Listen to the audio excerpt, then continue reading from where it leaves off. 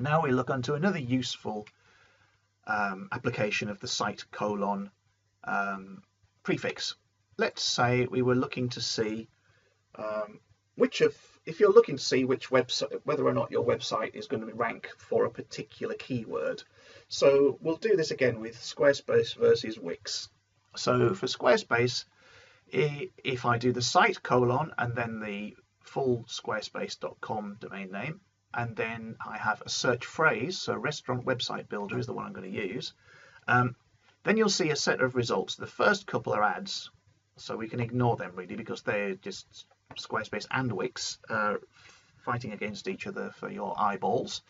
But underneath that, you can see the first matching result for Squarespace is create a restaurant website, which is what I would think they want to be the one towards the top of the results. And then if we look at the same thing for Wix, they have, they're not even advertising on the site column, which is interesting, but they have restaurant website builder, which clearly is going to match because it's restaurant website builder.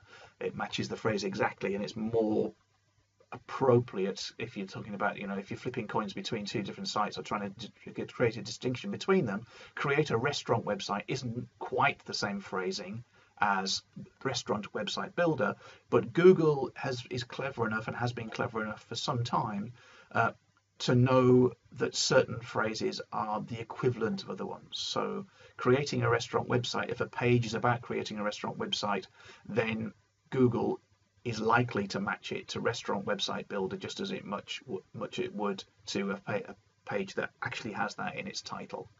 And now if we look at just the broad search, so we can see that both of them have got pages in the index to do with that phrase. If we go across the broad search, restaurant website builder, again, first 2 items, 3 items, 4 items are adverts, but underneath that straight away you have the Wix restaurant. God, I wish I'd chosen one that wasn't a tongue twister. Restaurant website builder, and Squarespace's create a restaurant website page. One other thing you can do to validate this, which is quite useful, is that Google has, especially because I'm currently logged into my Google account, it knows what I look at and it knows if I've been to these pages before, so it might give additional weight to a page that I've been to before because it might think I'm looking for it again.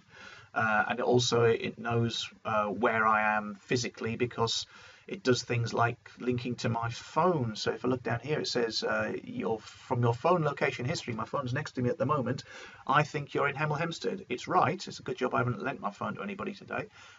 But if I take that same search, the restaurant website builder, and I open up an Incognito window, I'm no longer logged into Google. And if I type in the same phrase, it's probably going to give you much the same results, I think.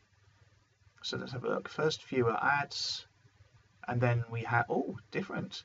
So we have Wix, then we have Let's Eat, then we have Squarespace.